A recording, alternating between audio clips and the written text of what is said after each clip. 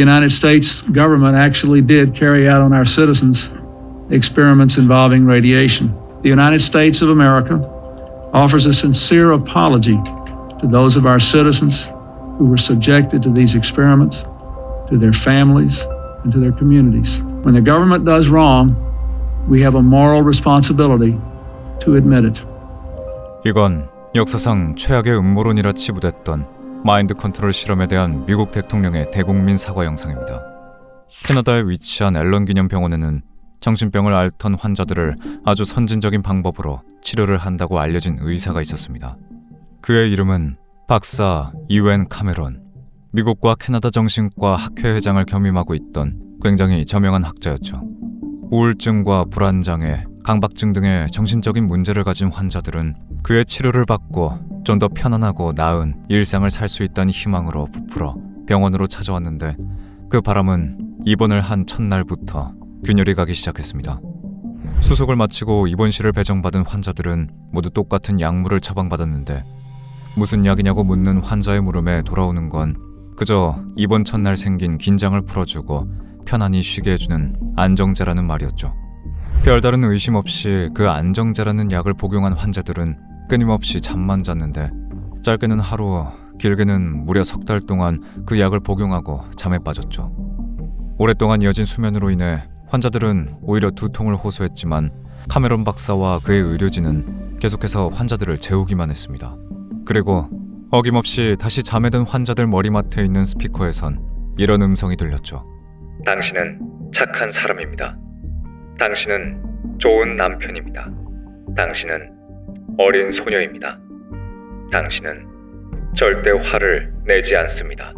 왜 나오는지 이유를 알 수 없는 음성은 하루 20시간 이상 스피커를 통해 나왔고 이외에는 거의 아무것도 듣지도 못해 이제 스스로 다른 생각은 하지 못하는 환자들의 머릿속은 점점 백지화되기 시작했습니다.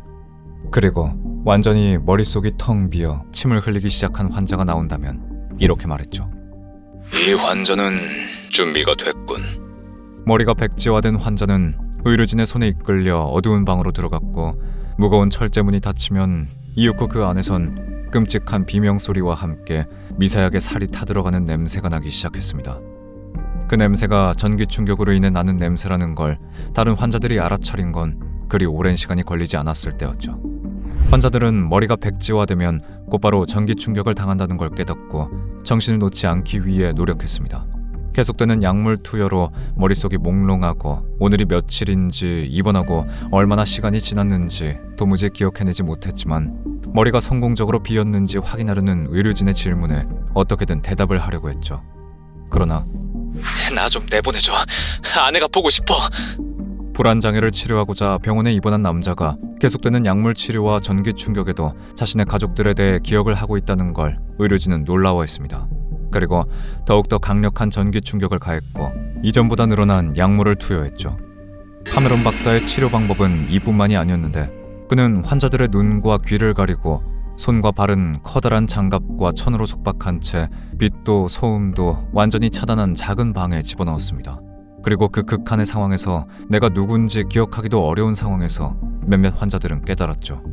저들의 목적은 치료도 뭣도 아닌 그저 환자들의 정신세계를 완전히 망가뜨리는 거라는 걸 말입니다. 그리고 하루 종일 스피커를 통해 흘러나와 먹먹해진 고막을 때리는 저 음성으로 무너진 정신세계를 재창조하려고 하고 있다는 것을 말이죠.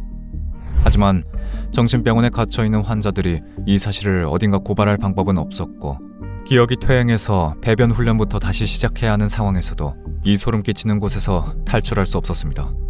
심지어 이 병원이란 곳에 갇힌 이들은 자진해 입원한 환자들뿐만이 아니었는데 치료라는 명목으로 강력한 전기 충격을 받고 처치실에서 나오던 한 환자는 병원 복도에서 의료진이 수많은 사람들을 끌고 나가는 걸 목격했습니다. 복도를 채우는 지독한 땀 냄새와 남루한 행색, 그리고 짙은 화장과 몸의 절반뿐이 가리지 않는 요란한 복장. 의료진의 손에 끌려 병원으로 들어오는 사람들은 노숙자와 매춘부들이었습니다. 감기치료제 개발을 위한 임상실험에 지원한 참가자들은 이쪽으로 오세요. 안내를 하는 의료진을 따라오던 사람들은 혹시 실험이 끝나면 얼마를 받을 수 있는지, 돈이 아닌 헤로인으로 받을 수 있는지 물었지만 뚜렷한 대답은 들리지 않았죠. 하지만 그 모습을 목격한 환자는 알고 있었습니다. 저들이 향하는 곳은 감기 치료제를 개발을 위한 실험실이 아니라는 걸 말이죠. 그렇게 병원이란 곳에선 아무도 알지 못하게 몇 년간 매일같이 끔찍한 생체 실험이 일어나고 있었는데, 그 추악한 진실은 미국 뉴욕에서 한 젊은 연구원이 호텔에서 투신하면서 수면 위로 떠올랐습니다. 미국 정부가 국민을 초능력 군인과 섹스 슬레이브를 만들기 위해 대대적인 프로젝트를 해왔다는 게 말이죠. (11월) 어느 추운 날 새벽 2시, 맨해튼 7번가에 위치한 스타틀러 호텔에서 사람이 떨어졌습니다. 떨어진 남자의 이름은 43세의 프랭크 올슨. 그는 묵고 있던 1018A 호실에서 창문을 통해 속옷 차림으로 떨어졌고, 그의 산산조각난 시신은 해당 호텔의 도어맨이 발견했죠. 그런데 프랭크는 그날 혼자가 아니었습니다. 그는 로버트 래쉬브룩이란 남자와 함께 묵고 있었고, 프랭크가 떨어진 후 그의 호텔방으로 온 경찰은 화장실에 쭈그려 앉아 머리를 손으로 감싸고 패닉에 빠져있던 로버트를 발견했다고 말했죠. 로버트는 자다가 무슨 소리를 듣고 깼고, 일어나 보니 프랭크가 자리에 없었다고 증언했습니다. 정황 증거들만 본다면 극단적인 선택이라고 볼 수 있었지만, 저는 프랭크의 직업을 보고 이것이 타살일 수 있다고 생각을 했죠. 그는 생물학 전문가이자 미국 CIA의 장교였으며 미 육군 생물학 연구소의 직원이었습니다. 함께 호텔에 묵었던 로버트 또한 CIA에서 그와 같이 일하는 동료였죠. 미국 국가 방어의 최전선에 있다는 정보기관, 그곳의 내부자인 프랭크는 필시 예민한 정보들에 접근이 가능했을 테고, 어쩌면 꽤나 심각한 일에 휘말려 사고사로 위장한 타살을 당했을 가능성도 있었는데, 프랭크의 아내 앨리스 올슨은 남편이 근래 자신에게 이런 말을 했다고 증언했습니다. 나는 끔찍한 실수를 저질렀어. 그는 정확히 어떤 실수인지 앨리스에게 설명하지 않았지만, 당시 프랭크가 참여 중인 프로젝트에서 손을 떼고 싶다는 고민을 하고 있었고, 동시에 굉장히 불안해했다고 했죠. 앨리스는 그의 불안 증세가 사건이 일어나기 약 일주일 전쯤 극에 달했던 것 같다고 회상했고, 심지어 정신적으로 산만했고 불면증까지 겪고 있어서 일상생활에서 종종 간단한 철자를 잊어버리는 실수를 하기도 했다고 설명했습니다. 또한 프랭크가 그 시기에 함께 일하는 사람들의 별장에 초대되거나 모임을 갖는 일이 잦았다고 말했는데, 얼마 지나지 않아 프랭크의 부검 결과 의아한 사실이 밝혀졌죠. 그의 몸에서 다량의 LSD가 검출된 겁니다. LSD는 폰의 300배에 달하는 환각 효과를 갖고 있는 1급 약이었는데, 대체 왜 CSI에 소속된 연구원의 몸 안에서 치명적인 환각제가 나온 걸까요? 프랭크의 가족들은 분명 프랭크가 손을 떼려고 했던 그 실험으로 인해 그가 살해당한 거라고 주장했습니다. 그가 알고 있는 내부 기밀을 발설하지 못하게 제거당한 거라고 했죠. 저는 몇 년 동안 프랭크가 참여했던 실험들에 대해 조사를 했고, 동시에 CIA에서 LSD를 이용했던 실험들을 파헤치기 시작했습니다. 그러던 중 어떤 프로젝트의 이름이 수면 위로 떠올랐죠. 일명 프로젝트 MK 울트라. 제2차 세계대전 당시 최고 등급의 기밀 정보를 뜻하던 코드명이기도 한 이 실험은, 내용은 군인은 물론이고 민간인을 대상으로 한 불법 세뇌 실험이었습니다. 실험 내용은 전기와 빛, 음향, 방사능, 화학, 약학, 생물학과 수술을 포함한 뇌외과 수술 기술을 동원하여 세뇌하고 역으로 그 기억을 해제하거나 소거하고 주입까지 하면서 사람의 정신세계를 완전히 해체한다는 거였죠. 그 목적은 인간을 통제하기 위해 그들의 정신세계를 쪼개서 새로운 인격을 만들고 인격을 조종하는 방법을 찾는 거였는데, 이 하위 프로젝트의 명칭은 모나크 프로젝트. 그 방법은 이러했습니다. 첫째, 기존의 정신을 날려버려야 한다. 이 과정에서는 강력한 환각을 작용시키는 약물 주입과 인간이 자신의 정신과 육체를 분리시키기 위해 성폭행 같은 강력한 충격을 주거나 극한의 고통을 가했죠. 실제 성폭행 피해자들은 성폭행을 당했을 때 끔찍한 경험에서 자신을 지키기 위해 또 다른 인격을 만들어 자신에게 일어난 일이 아니라고 회피하는 반응을 보이기도 하는데, 극심한 충격이 정신붕괴로 이어지는 건 정신의학상 증명된 사실입니다. 둘째, 그 결과로 생긴 기억의 공백에 새로운 정신을 삽입하는 방법을 찾는다. 이 방법에서 또한 약물로 인한 환각이나 음성과 영상 매체로 인한 세뇌가 이용됐죠. CIA는 가장 먼저 가족이 없는 노숙자들이나 마약에 중독된 매춘부들을 생체 실험의 대상자로 물색했습니다. 이 프로젝트에 속한 서브 프로젝트의 가짓수만 해도 54개에 달하며 병원은 물론이고 민간 업체에서도 CIA의 명령 아래 민간인들을 모집해 인간 기니픽으로 만들었죠. 심지어 교도소의 수용자들과 군대에 속한 8천여 명의 군인들도 자신도 모르는 사이 새로운 치료제 개발이란 명목하에 실험체로 쓰였습니다.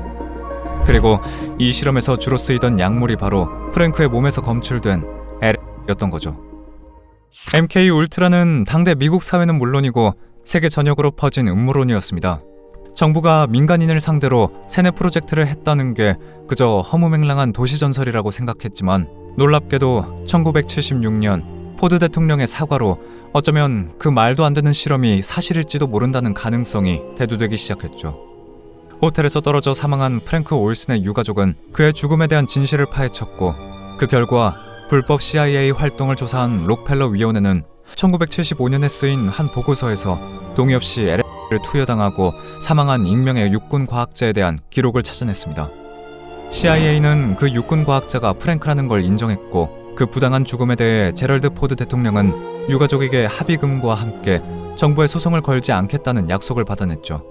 그런데 이때 밝혀지지 않았던 건 프랭크가 어떤 실험에 참여했다가 LSD를 투여받았냐는 거고 그 프로젝트가 바로 1950년대부터 시작된 프로젝트 MK 울트라였던 거죠. 냉전 체제 당시 미국과 소련은 서로 양국의 군사 기밀을 빼내기 위해 수많은 스파이들을 침투시켰습니다.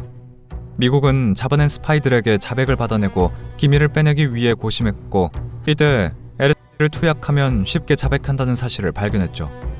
이때부터 소련을 뛰어넘는 세계 제1의 군사대국을 꿈꾸던 미국은 닥치는 대로 인간의 정신세계를 조종하는 연구에 몰두했고 1953년 당시 CIA 국장은 MK 울트라를 공식적으로 승인했습니다. 그리고 프로젝트의 총책임자이자 생화학 박사인 시드니 고클립을 중심으로 불법 약물 테스트로 시작한 실험은 민간인 대상으로 한 극한의 고문과 생체 실험으로 발전했고 프랭크와 같은 연구원까지 실험체로 쓰이게 됐는데 프랭크가 실험체로 전락하게 된 건 더 이상 비윤리적인 실험을 하지 않겠다는 그의 입막음을 하기 위해서였다는 가설이 가장 유력했죠. 그런데 이 대대적인 프로젝트는 허무하게도 아무 성과 없이 끝이 났습니다. CIA는 8천만 달러의 자금을 투입하며 MK 울트라에 돈을 아끼지 않았지만 예상하던 만큼의 세뇌를 이루지 못했고 원하는 결과를 낼 수 없었죠. 그렇게 1970년대 초 이 계획은 아무 쓸모도 없음에도 불구하고 수습이 쉽지 않은 골칫덩어리가 됐고 실험을 중단한 CIA 측에서는 1973년에 MK 울트라에 관련된 대부분의 문서들을 폐기했습니다. 그러나 이후 프랭크 올슨의 죽음에 대한 의혹이 불거지기 시작했고 1977년 미처 폐기되지 못한 9,000페이지에 달하는 기록이 발견되면서 MK 울트라에 대한 2차 조사가 시작됐죠. 그리고 그 프로젝트의 피해자들이 하나 둘 나오면서 1995년 미국 정부를 대표해 당시 대통령이었던 빌 클린턴이 대국민 사과를 하면서 민간인을 대상으로 했던 정부의 반인륜적인 실험을 인정했습니다. 하지만 아직도 이 믿을 수 없는 내용이 자극적인 음모론이라고 믿고 있는 사람들이 많은데 그 이유는 미국 정부의 공식 사과 후 우후죽순 나타난 첨가된 새로운 가설들 때문일 것입니다. 새로운 음모론들에서는 이 사건의 진짜 배후는 비밀 결사단체인 일루미나티와 프리메이슨이 있으며 사탄을 숭배하는 집단과 reptilian 같은 외계인도 있다는 거죠. 또한 자신이 MK 울트라의 피해자라는 이들의 주장들 중에서도 이 실험의 신빙성을 떨어뜨리는 내용이 있었는데 단언코 가장 유명한 피해자는 바로 캐시 오브라이언이었습니다. 그녀는 4살 때부터 도착자인 아버지에게 성대를 받으면서 자랐고 그로 인해 인격이 나뉘는 해리성 인격장애가 생겼다고 했죠. 그 후 미국 정보국에 팔리게 됐고 13세에 나사와 여러 군사기지에서 마인드 컨트롤 훈련을 받았는데 그 훈련이 바로 MK 울트라의 핵심 실험이었던 모나크 프로젝트였던 겁니다. 이미 어린 시절 성대로 다중인격을 가지고 있던 캐시는 MK 울트라에 적합한 실험체였고 그녀는 CIA의 권속하에 고위 간부들의 전용 성배였다고 고백했죠. 그런 성배를 부르는 명칭은 대통령 모델.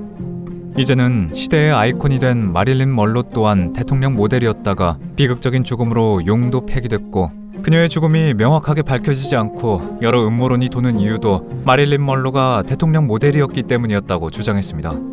캐시는 자신 또한 대통령 모델로 쓰이다가 이용 가치가 떨어져 용도 폐기될 처지에 놓였지만 전직 CIA 요원인 마크 필립스에 의해 구출됐고 그의 도움으로 세상에 자신이 당했던 일들을 폭로하기 시작했죠. 그녀는 저서인 뜨거운 역사, 추악한 진실에 20년에 걸쳐 겪은 모든 것을 고백했습니다. 책에는 실제 미국을 움직였던 실제 인물들의 실명을 거론했고 꽤나 설득력 있는 타임라인과 내부인이 아니면 알 수 없는 내용들이 기록돼 있었지만 이런 그녀의 고발은 그저 자극적인 음모론으로 남았습니다. 일단 고발의 스케일이 허무맹랑할 정도로 크고 비현실적이었고 고발의 진행 과정에 뚜렷한 증거나 근거가 없는 몇몇 허점들이 있었기 때문이었죠. 캐시는 책을 내고 대학에서 미국의 비밀을 고발하는 강연들을 하고 다녔지만 이러한 폭로가 오히려 진짜 있었던 MK 울트라 실험에 대한 신빙성마저 떨어뜨리게 된 겁니다. 그러나 냉전 체제 이후 민간인을 대상으로 한 인권 유린 실험은 실제로 있었던 사실입니다. 많은 이들이 이로 인해 고통을 받았고 목숨을 잃었으며 사랑하는 사람들을 떠나보냈죠. 종종 사람들은 불편한 사실들을 듣기 피로하다는 이유로 회피하곤 하는데 이런 불편하고 믿기 어려운 사실들을 덮어놓고 그저 허무맹랑한 음모론이라 치부하기 전에 사실관계를 이해하고 경각심을 갖는 태도도 우리를 위해서 꼭 필요하다고 믿습니다.